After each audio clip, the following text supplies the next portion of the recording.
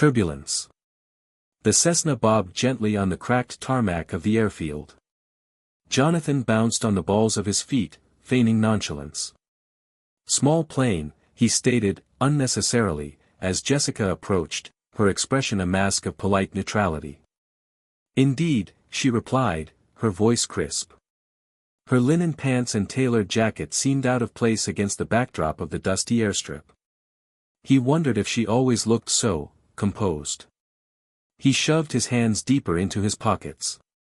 Inside, the plane smelled faintly of gasoline and sun-baked leather. Jonathan took the seat beside the window, leaving Jessica the aisle. As the propeller whirred to life, a nervous energy crackled between them. "So," Jonathan began, the roar of the engine nearly swallowing his words, "big presentation you're heading to?" Jessica fastened her seatbelt. "Something like that." "A conference." "You." "Just, visiting family." A half-truth, but easier than explaining his aimless drifting. He watched the ground blur as they took off. 10 minutes into the flight, the first jolt hit. Not a gentle bump, but a sharp, stomach-lurching drop. Jonathan gripped the armrest. "A little choppy," he offered, forcing a smile. Jessica's knuckles were white as she gripped her own armrest. The turbulence intensified. The plane bucked and shuddered, tossing them in their seats like rag dolls. The overhead light flickered ominously. Suddenly, a voice crackled over the intercom, thick with static. "This is Captain Macmillan. We are experiencing severe turbulence. Please remain seated with your seatbelts fastened." The pilot's voice hitched. We've lost an engine. Brace yourselves." Washed ashore. Jonathan coughed, saltwater stinging his throat. Sand scratched against his cheek as he pushed himself up, the world spinning before resolving into a panorama of splintered wood and shimmering turquoise water. The air hung thick with the smell of brine and something acrid, like burnt metal. Beside him, Jessica stirred, a low moan escaping her lips. "Jessica." He scrambled closer, his heart hammering against his ribs. "Are you okay?" She blinked, her eyes unfocused. "What? What happened?" She touched her forehead gingerly, wincing. A trickle of blood snaked through her tangled hair. "The plane," Jonathan said grimly, gesturing to the wreckage strewn across the beach. "We crashed." Slowly, comprehension dawned in her eyes. She sat up, her gaze sweeping over the debris field. A shredded wing lay half-submerged in the surf, its once bright paint now faded and scarred. Suitcases, ripped open and emptied of their contents, were scattered like fallen confetti. "Oh, God!" Jonathan stood, a wave of dizziness momentarily forcing him to grip the sand for support. He scanned the horizon. Nothing but endless ocean, meeting a cloudless sky. No ships, no land, just the crushing realization of their isolation. "We're alone, aren't we?" Jessica's voice was small, laced with a fear that mirrored his own. He forced a reassuring smile, though it felt brittle and unconvincing. "We'll figure this out. We always do." He ignored the tremor in his voice, the cold knot of dread tightening in his stomach. He had to be strong, for both of them. He checked his pockets, finding only a half-empty pack of gum and a dented lighter. Jessica managed to pull a small first aid kit from her purse, miraculously intact. They had cuts and bruises, but nothing seemed broken. For now, that was all that mattered. They were alive. Survival instincts. Jonathan stretched, the damp sand cold against his bare feet. "Right," he announced, his voice too loud in the stillness. "Water. Got to find some water." He scanned the tree line, a green wall against the pale sky. "I'll scout around. You stay here, Jess." Jessica didn't look up from where she sat huddled near the wreckage, tracing patterns in the sand with a broken piece of plastic. "What's the point, Jonathan? No one even knows where we are. They'll assume the worst." Her voice cracked. He knelt beside her, the metallic tang of fuel still clinging to the air. Hey! Don't talk like that. We're alive. That's a pretty good start, right? He squeezed her hand, surprised by how small and fragile it felt. I'll be back. Shout if you need anything. The jungle was a riot of green and buzzing insects. Sunlight dappled through the canopy, creating shifting mosaics on the ground. He followed a game trail, pushing aside ferns and vines, the air thick with the scent of damp earth and unknown blossoms. After what felt like hours, he heard it, a faint trickle. Hope surged through him. He scrambled over a moss-covered log and there it was, a small spring, bubbling up from the rocks, clear and pure. He cupped his hands and drank deeply, the water cool and sweet. He sprinted back, his heart pounding. Jessica hadn't moved. Jess. I found it. Water. Fresh water. She looked up, her eyes red-rimmed. Really? He grinned, grabbing her hand and pulling her to her feet. Come on. You won't believe it. The urgency in his voice, the sheer, unadulterated joy, seemed to break through her despair. For the first time since the crash, a flicker of something other than hopelessness shone in her eyes.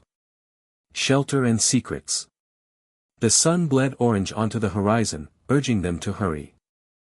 Jonathan wrestled a sheet of corrugated metal from the plane wreckage, the jagged edges biting into his palms. This should be good for a roof section, he grunted, dragging it towards a cluster of sturdy palms. Jessica, using a shard of glass as a makeshift knife, was stripping broad leaves, her brow furrowed in concentration. We need to layer these well, it'll rain tonight, I can smell it. Working in tandem, they built a lean-to against the trees, a crude shelter offering minimal protection but a world of comfort compared to the open beach. Exhaustion clung to them like the humid air. As darkness deepened, punctuated by the crackle of their small fire, Jonathan spoke. So, what did you do before all this? Jessica hesitated, watching the flames dance in his youthful eyes. I was a lawyer. Specialized in international trade. She paused, a ghost of a smile touching her lips. Exciting, right? Jonathan chuckled, the sound echoing in the stillness. Sounds intense. I was supposed to start my junior year. Football scholarship. Big plans. He kicked at the sand, the firelight casting long shadows that swallowed his face. Guess that's all gone now. Not necessarily, Jessica said softly. Plans can change. Sometimes, they have to. The air thickened with unspoken words, a nascent understanding blooming between them. She saw beyond his youthful bravado, the insecurity that gnawed at him. He saw beyond her controlled exterior, the vulnerability she usually kept hidden. The jungle hummed around them, a symphony of the unknown, and for the first time since the crash, they didn't feel quite so alone. The injury. The coconut tree mocked him, its fruit dangling just out of reach. Jonathan, fueled by a sudden craving and a surge of youthful bravado, started to climb. Jessica watched from below, a knot of apprehension tightening in her stomach. Jonathan, be careful, she called out, her voice barely audible above the crashing waves. He flashed her a cocky grin and continued his ascent, the rough bark scraping against his skin. Then, a sickening crack. A branch snapped, and Jonathan plummeted. Jessica's breath hitched. He landed with a thud, a strangled cry escaping his lips. She scrambled towards him, her heart hammering against her ribs. Jonathan. Jonathan, are you all right? He lay still, his face contorted in pain. His left leg was bent at an unnatural angle. My leg, he groaned, his voice tight with pain. I think it's broken. Jessica's practical nature kicked in, overriding her panic. She examined his leg as gently as possible, confirming her worst fears. It looks bad, she said, her voice calm despite the tremor in her hands. We need to splint it. Using strips torn from her already tattered dress and sturdy branches Jonathan had previously collected for firewood, she fashioned a makeshift splint. Each touch, each adjustment, was agonizingly slow, and Jonathan bit back cries of pain. As the sun dipped below the horizon, painting the sky in hues of orange and purple, Jessica ventured into the jungle, determined to find something edible. The memory of Jonathan's pain-stricken face spurred her onward. She returned with a handful of berries and a small, oddly shaped fruit. It wasn't much, but it would have to do. Back at their shelter, she fed Jonathan the berries, her fingers brushing against his lips. He looked at her, his eyes filled with a vulnerability she hadn't seen before. "Thank you, Jessica," he whispered, his voice hoarse. In the storm. The first fat drop splattered on the thatched roof, quickly escalating into a drumming crescendo. Jonathan scrambled to reinforce the flimsy structure with palm fronds, but the wind, a rising banshee howl, ripped them away as fast as he could attach them. "It's no use," Jessica yelled, her voice barely audible above the storm's roar. "We need to find somewhere sturdier." A particularly violent gust tore a section of the roof clean off, exposing their meager belongings to the deluge. Panic flared in Jonathan's eyes. "The cave!" Jessica shouted, pointing towards a dark opening in the cliff face a short distance away. "Hurry!" They battled their way through the wind and rain, visibility reduced to mere feet. The cave was small, barely large enough for them both to crouch in, but it offered some respite from the elements. Water streamed down the entrance, turning the floor into a muddy puddle. Shivering, Jessica wrapped her arms around herself. "I'm freezing." Jonathan, soaked to the bone, instinctively moved closer. "Here," he said, awkwardly putting an arm around her shoulders. He felt her tense, then relax slightly against him. The cave was dark, the only light filtering in from the storm-lashed opening.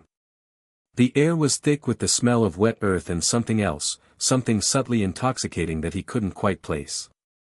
It might have been fear. Or something more primal. "Thank you," Jessica murmured, her voice small. The wind howled outside, but inside the cave, huddled together for warmth, a different kind of storm was brewing. The cove. The storm's aftermath left the beach a graveyard of splintered wood and seaweed. Jonathan, driven by nervous energy, insisted they explore beyond the immediate wreckage. "There has to be more to this island than this," he gestured at the debris field, his voice tight. Jessica, still stiff from the ordeal, reluctantly agreed, needing to assess their resources. They hacked their way through dense foliage, the air thick with humidity and the screech of unseen birds. The terrain sloped upwards, leading them away from the familiar shore. Hours later, just as Jessica's resolve began to crumble, Jonathan whooped. "Look!" He stood at the edge of a cliff overlooking a cove hidden from the ocean by a natural breakwater of jagged rocks. A small, sandy beach curved inwards, fringed by lush vegetation unlike anything they'd seen on the windward side of the island. It was sheltered, serene. Descending carefully, they found a small spring trickling into a clear pool. Clusters of bright red berries hung heavy on bushes. "Edible," Jessica confirmed, her eyes widening with relief. Deeper in the cove, almost swallowed by the jungle, was a crumbling stone wall, clearly man-made. Jonathan ran his hand along the weathered stones, a spark of excitement in his eyes. Someone was here before. Maybe they left something behind. The cove felt different, imbued with a sense of possibility, a whisper of hope in the face of their isolation. The sun dipped low, painting the sky in fiery hues, as they started to envision a life beyond mere survival, a life sustained by the cove's hidden gifts. Signal. The cove, previously just a frustrating dead end on their map of escape, held a surprise. Wedged between two jagged rocks, half buried in sand, was a metal box. Rusted and battered, but undeniably a radio transmitter. "Jessica, look!" Jonathan yelled, adrenaline spiking. He wrestled it free, dragging it to their camp. Salt water had clearly done its worst. Wires frayed, a cracked vacuum tube visible through a shattered panel. Jessica, ever the pragmatist, circled it, her initial hope tempered by reality. Looks like it's been down here a while. Days blurred into a feverish attempt at repair. Jonathan, fueled by a desperation he hadn't admitted to himself, scavenged wire from the plane wreckage, painstakingly connecting circuits. Jessica, surprisingly adept with small tools, stabilized the broken components. They worked in companionable silence, the rhythmic scrape of metal against metal a strange comfort. Finally, a shaky green light flickered on. Jonathan adjusted the frequency, his fingers trembling. "Mayday, Mayday," he spoke into the microphone, his voice hoarse. This is Survivor 1, plane crash near, unknown coordinates. Requesting immediate assistance." Static crackled back, mocking him. He repeated the message, louder this time, pouring all his hope into the fragile signal pushing out into the vast ocean. He killed the power, the silence deafening. Jessica squeezed his shoulder. "We did what we could." The waiting began. Each sunrise brought renewed hope, each sunset a crushing disappointment. The beach, once a prison, now felt like a stage, the ocean a silent, indifferent audience. Jonathan found himself scanning the horizon constantly, his youthful optimism warring with a growing fear that their signal had been swallowed by the immensity of the sea, leaving them utterly alone. Rescue. The low thrum vibrated through the sand, so faint Jonathan almost dismissed it as the wind. Then, it came again, a mournful bellow that resonated in his chest. A ship horn. He scrambled up the dune, shielding his eyes, heart hammering against his ribs. "Jessica. I think it's a ship." Jessica emerged from the makeshift shelter, her face etched with cautious hope. "Are you sure, Jonathan? We can't afford another false alarm." He pointed, his finger trembling. "Look." A smudge on the horizon, barely discernible from the endless blue, but undeniably there. It grew slowly, agonizingly, resolving into the unmistakable silhouette of a rescue boat. Tears streamed down Jessica's face, a mixture of relief and disbelief. Within hours, they were aboard, wrapped in scratchy blankets, the ship's doctor fussing over them. The fluorescent light stung their eyes, a jarring contrast to the sun-drenched days they'd endured. Jonathan watched Jessica across the small cabin. She looked smaller, more fragile, than he remembered. The island had stripped away her carefully constructed facade, revealing a vulnerability he hadn't known existed. "Thank you, Jonathan," she said softly, her voice hoarse. "For everything." He shrugged, uncomfortable with her gratitude. The truth was, he didn't know what to do now. The island had forced them together, forging a bond in the crucible of survival. But what happened now, back in the real world? He was 20, she was. He pushed the thought away, a familiar wave of insecurity washing over him. The future stretched before him, vast and uncertain, like the ocean they'd just escaped. He knew only one thing: nothing would ever be the same.